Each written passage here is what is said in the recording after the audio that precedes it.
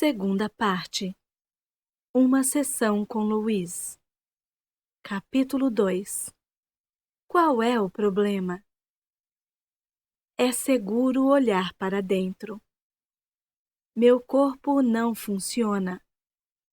Ele dói, sangra, lateja, purga, vibra, incha, vacila, anda, envelhece, não consegue ver, não consegue ouvir, está apodrecendo, etc. Mas tudo o que você criou. Acho que já ouvi frases desse tipo. Meus relacionamentos não funcionam. Eles são sufocantes, ausentes, exigentes, não me apoiam, sempre me criticam, não me amam, nunca me deixam a sós, implicam comigo o tempo todo, não querem se importar comigo, me espezinham, jamais me ouvem, etc. Mas tudo o que você possa ter criado. Sim, também já ouvi todas essas. Minhas finanças não funcionam. Elas não existem. Raramente estão presentes. Nunca há o bastante. São inatingíveis. Vão mais rápido do que vêm. Não são suficientes para cobrir as despesas. Escapam pelos meus dedos, etc. Mas tudo o que você possa ter criado. Claro, já ouvi todas elas. Minha vida não funciona. Nunca consigo fazer o que quero. Não consigo agradar a ninguém. Não sei o que quero fazer. Nunca há tempo suficiente para mim. Minhas necessidades e desejos sempre acabam de fora. Só estou fazendo isto para agradá-los. Não passo de um capacho. Ninguém se importa com o que eu quero fazer. Não tenho talento. Não consigo fazer nada direito. Tudo o que faço é adiar. Nada jamais dá certo para mim, etc. Mas tudo o que você possa ter criado para você mesmo. Todas essas frases eu já ouvi e muitas mais. Sempre que pergunto a um novo cliente o que está acontecendo em sua vida, geralmente ouço uma das respostas acima, ou talvez várias delas. A pessoa pensa realmente que sabe qual é o problema. Todavia, eu sei que essas queixas não passam de efeitos exteriores de padrões de pensamentos internos.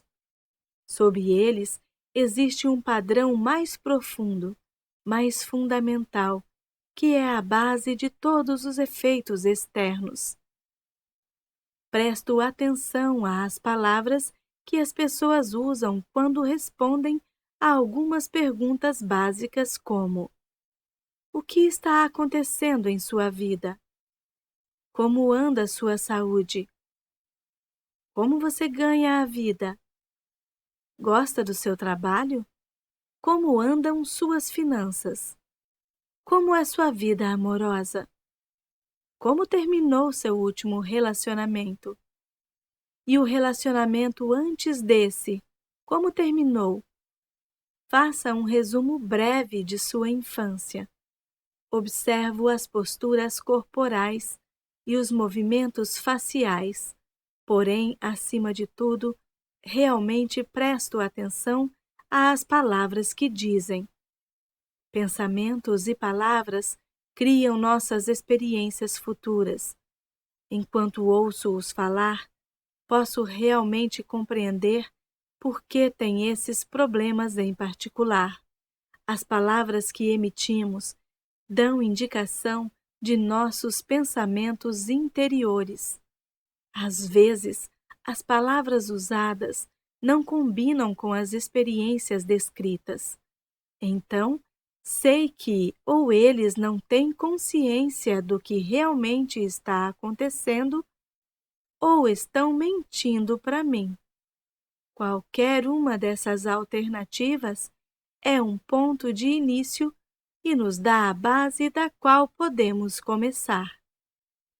Exercício: eu deveria.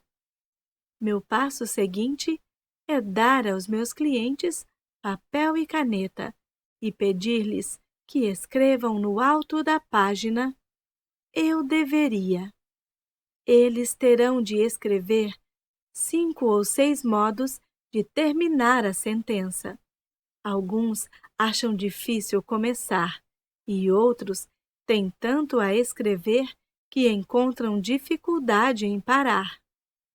Então, lhes peço que leiam a lista para mim, começando cada sentença com eu deveria. À medida que terminam cada uma, pergunto: por quê? As respostas são interessantes e reveladoras, como: minha mãe disse que eu deveria. Porque tenho medo de não fazê-lo. Porque tenho de ser perfeito. Bem, todo mundo tem de fazer isso. Porque sou preguiçoso demais, baixo demais, alto demais, gordo demais, magro demais, burro demais, feio demais, sem valor demais. Essas respostas mostram onde eles estão emperrados em suas crenças e que limitações pensam que têm. Não faço comentários sobre as respostas. Uma vez terminada a lista, converso sobre a palavra deveria. Entenda, creio que a palavra deveria é uma das mais prejudiciais que existem em nossa linguagem. Sempre que usamos deveria, estamos, na verdade, dizendo errado. Ou estamos errados, ou estávamos errados, ou vamos estar errados. Penso que não precisamos de mais errados em nossas vidas. Necessitamos de mais liberdade de escolha. Eu gostaria de pegar a palavra deveria e retirá-la do nosso vocabulário para sempre. Então, eu a substituiria pela palavra posso. Posso nos dá escolha e jamais estamos errados.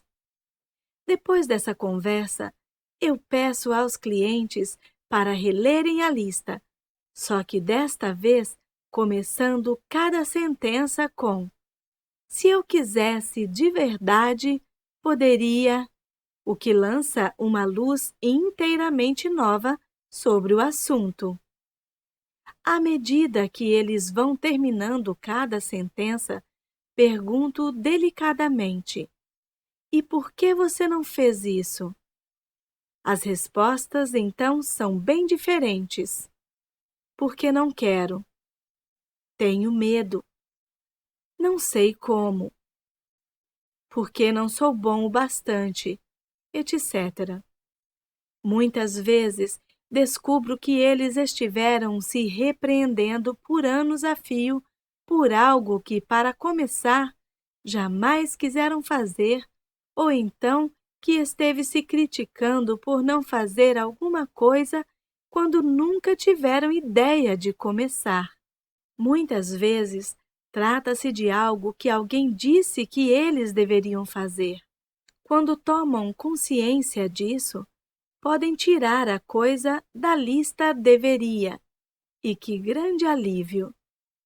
Olhe para todas as pessoas que tentam se forçar por anos e anos a seguir uma carreira da qual nem ao menos gostam só porque seus pais disseram que elas deveriam ser dentistas ou professores.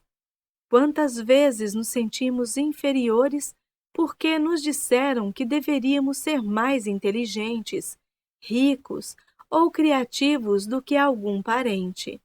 O que existe na sua lista deveria que poderia ser abandonado com uma sensação de alívio? Quando meus clientes terminam de trabalhar com essa lista, estão começando a olhar suas vidas de um modo novo e diferente. Notam que muitas coisas que achavam que deveriam fazer são coisas que jamais quiseram fazer e só estavam tentando agradar a outras pessoas. Na maioria das vezes, isso acontece porque eles têm medo ou pensam que não são bastante bons.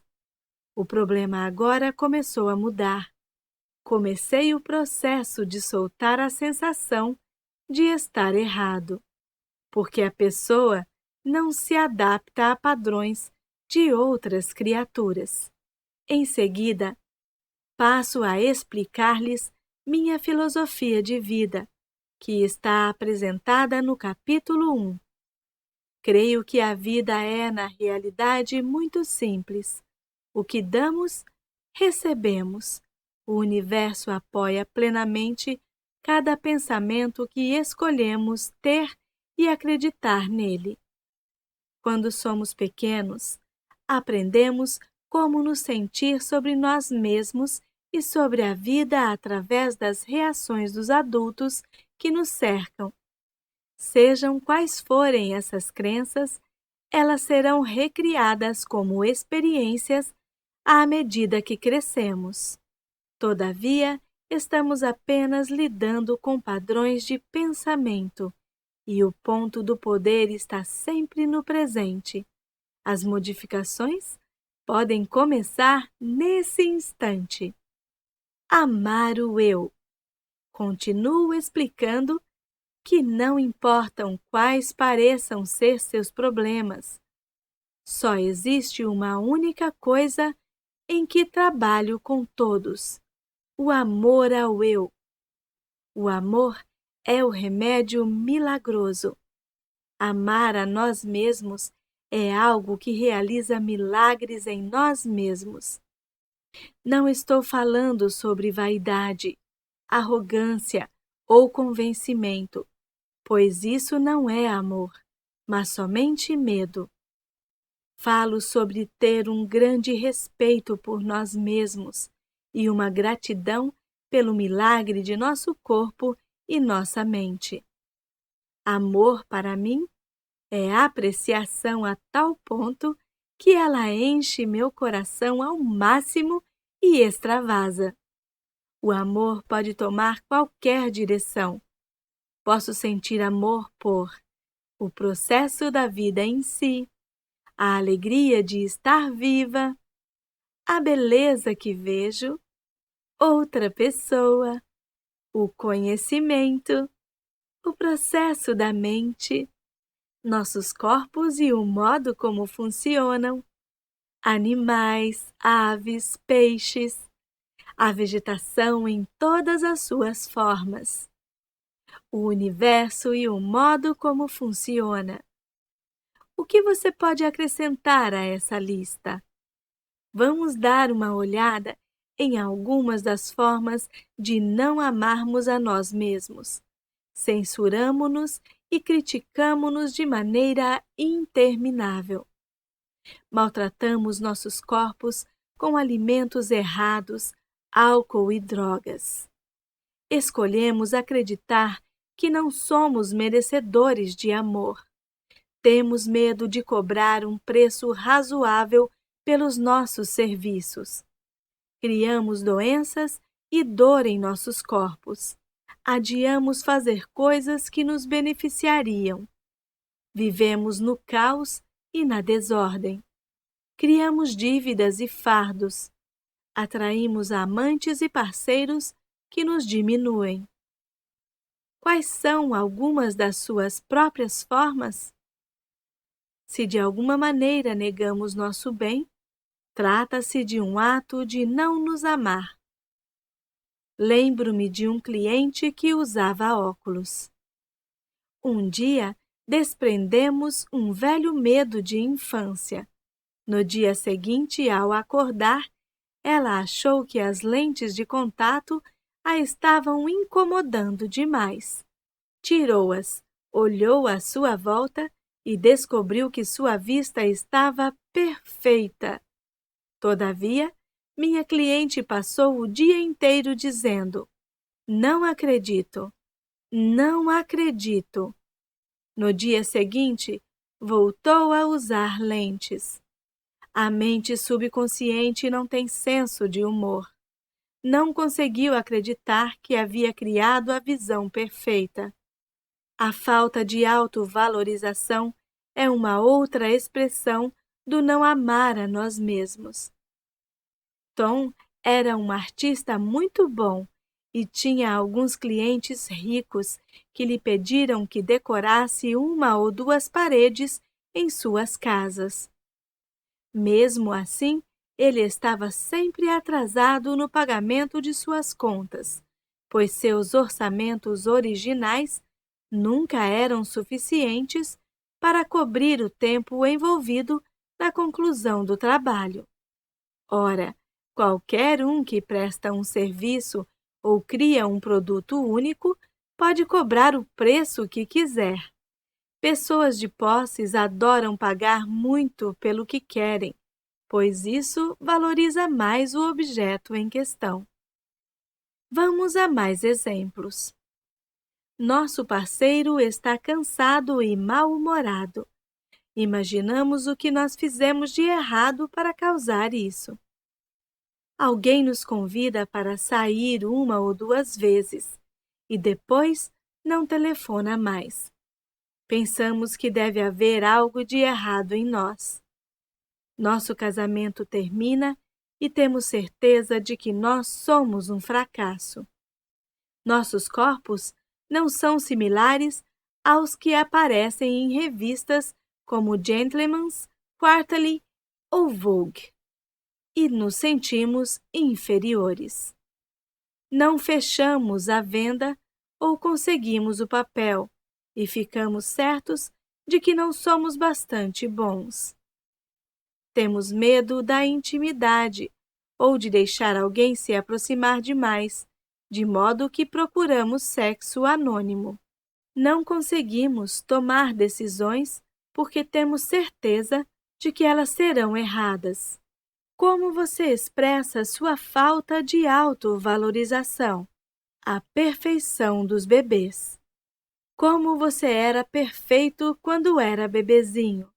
Os bebês não têm de fazer nada para se tornarem perfeitos. Eles já são perfeitos e agem como se soubessem disso. Sabem que são o centro do universo. Não têm medo de pedir o que querem e expressam livremente suas emoções. Qualquer um sabe quando um bebê está bravo. Aliás, toda a vizinhança sabe. Também se sabe quando eles estão felizes, pois seus sorrisos são capazes de iluminar um quarto inteiro. Os bebês são cheios de amor. Crianças muito pequeninas morrem se não recebem amor. À medida que vamos ficando mais velhos, aprendemos a viver sem amor. Mas os bebês não suportam isso. Os pequeninos também adoram cada parte de seu corpo, amam até suas próprias fezes. Eles têm uma coragem incrível. Você era assim. Nós éramos todos assim. Então, começamos a ouvir os adultos à nossa volta, que haviam aprendido a ser medrosos, e passamos a negar nossa própria magnificência. Nunca acredito quando os clientes tentam me convencer de como são horríveis ou tão pouco dignos de amor. Meu trabalho é levá-los de volta à época em que sabiam como realmente amar a si mesmos. Exercício. Espelho.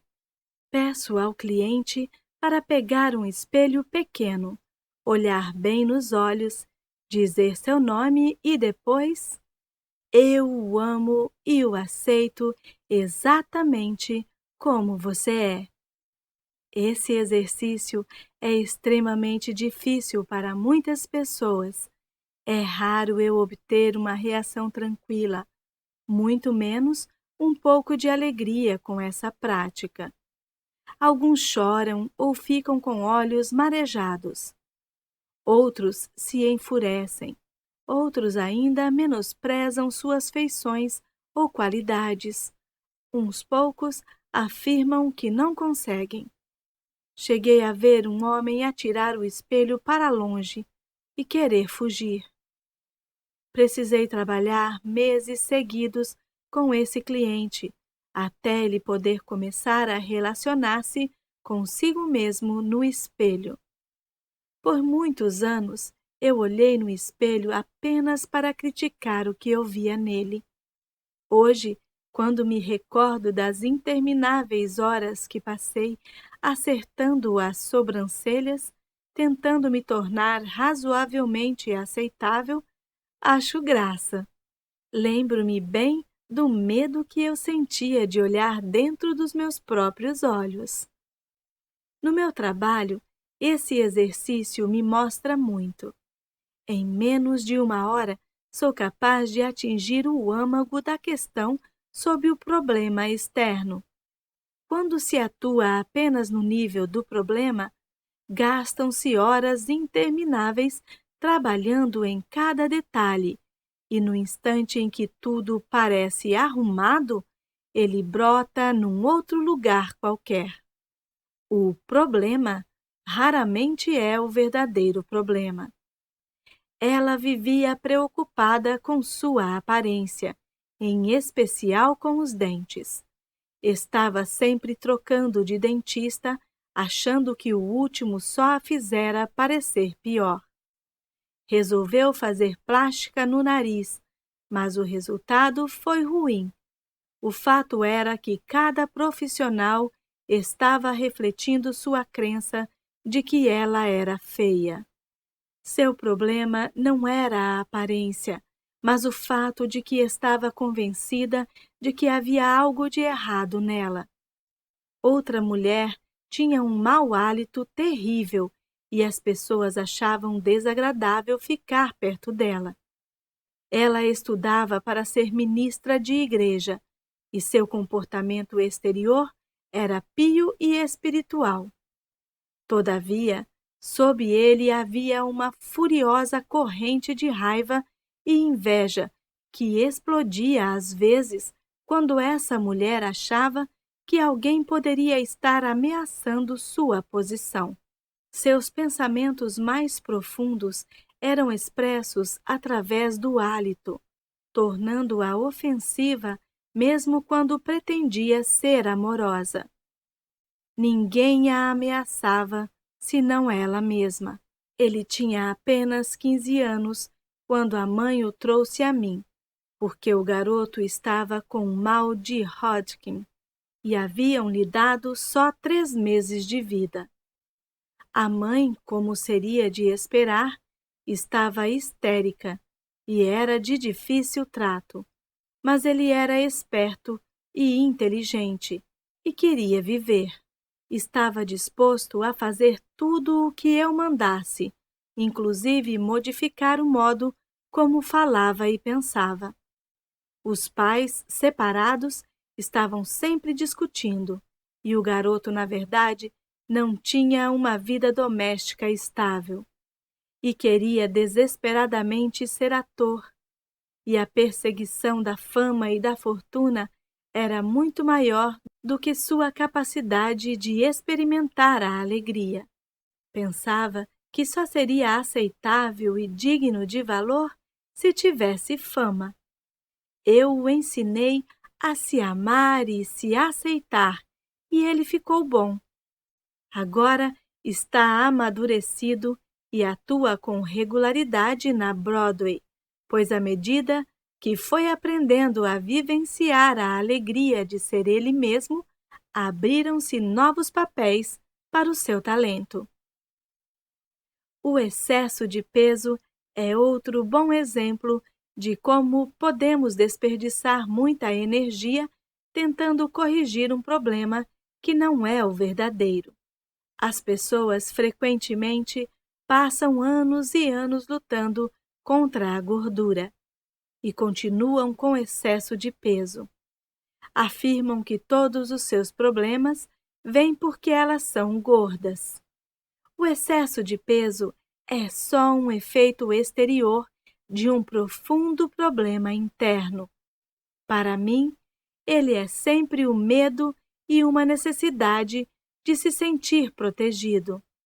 Quando nos sentimos amedrontados ou inseguros, ou não bons o bastante, muitos de nós acumulamos gordura para se proteger. Gastar tempo nos menosprezando por sermos gordos demais, sentir culpa a cada garfada que comemos, fazer todas as coisas más que fazemos a nós mesmos quando engordamos, não passa de desperdício de tempo. Daqui a 20 anos, estaremos na mesma posição, porque não começamos a lidar com o verdadeiro problema por trás da gordura. Só conseguimos nos tornar mais amedrontados e inseguros, e então precisamos de mais peso para proteção. É por isso que eu me recuso a focalizar a atenção na gordura ou em dietas, pois estas não funcionam. A única dieta que dá certo é a dieta mental, a que evita pensamentos negativos. Costumo dizer aos meus clientes: vamos colocar essa questão de lado por algum tempo enquanto trabalhamos em algumas outras coisas. Muitas vezes, eles me dizem que não podem se amar porque são muito gordos. Ou é como colocou uma moça, redondos demais nas beiradas. Explico-lhes então que eles são gordos porque não se amam. É impressionante ver como quando se começa a amar e aprovar a nós mesmos, a gordura excessiva vai desaparecendo de nossos corpos. É comum alguns clientes ficarem bravos comigo quando lhes explico como é fácil mudar suas vidas, porque têm a impressão de que não estou compreendendo seus problemas. Uma mulher ficou muito nervosa e falou: vim aqui para conseguir ajuda no preparo da minha dissertação, não para aprender a me amar. Todavia, para mim estava claro que seu principal problema era o ódio contra si mesma, que permeava todas as áreas de sua vida, inclusive o escrever a dissertação. Ela não seria bem-sucedida em nada enquanto se sentisse tão sem valor. Ela recusou-se a me ouvir e saiu em lágrimas. Voltou 1 ano depois com o mesmo problema e muitos outros mais. Algumas pessoas não estão prontas e não temos como avaliar isso. Todos começamos a fazer nossas mudanças na hora, no espaço e na sequência certa para nós. Eu só comecei as minhas depois de completar 40 anos. O verdadeiro problema. Então, me vejo diante de um cliente que acabou de se olhar no inofensivo espelhinho e está todo nervoso. Sorrio com prazer e digo: ótimo, agora estamos olhando para o verdadeiro problema e podemos começar a remover aquilo que está realmente atrapalhando o seu caminho. Converso mais sobre o amar o eu, sobre como, para mim, amar o eu começa como nunca, jamais nos criticar.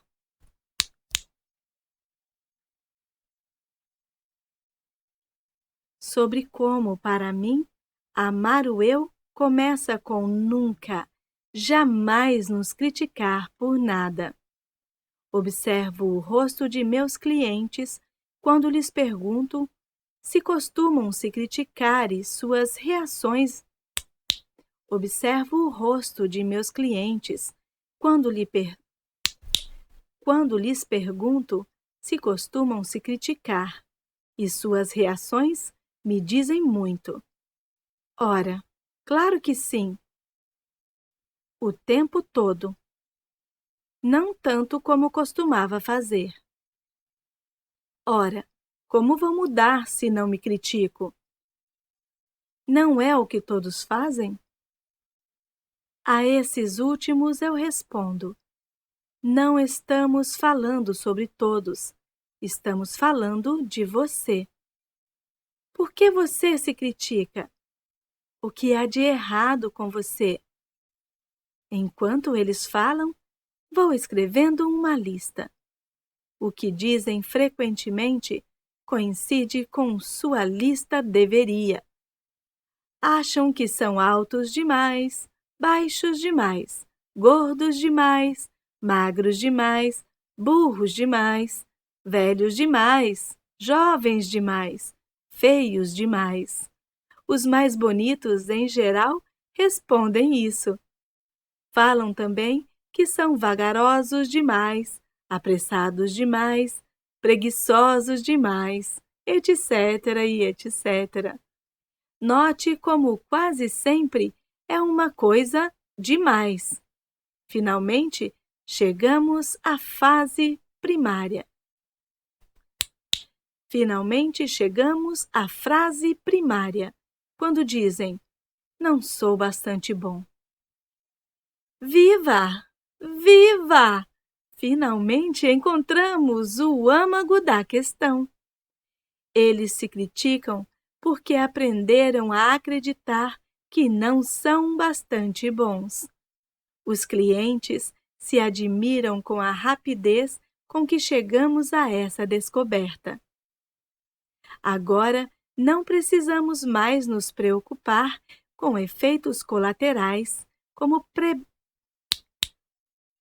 Agora, não precisamos mais nos preocupar com efeitos colaterais, como problemas corporais, de relacionamento, finanças ou falta de expressão criativa. Podemos dedicar toda a nossa energia na dissolução da causa básica de tudo o que está acontecendo: não amar a si mesmo. Na infinidade da vida onde estou, tudo é perfeito, pleno e completo. Estou sempre divinamente protegido e guiado. É seguro para mim olhar para o meu interior. É seguro para mim olhar para o passado. É seguro para mim alargar minha visão da vida. Sou muito mais do que minha personalidade, passada, presente ou futura. Agora, escolho me elevar acima de meus problemas de personalidade para reconhecer a magnificência do meu ser. Estou totalmente disposto a aprender a me amar. Tudo está bem no meu mundo. Tudo está bem no meu mundo.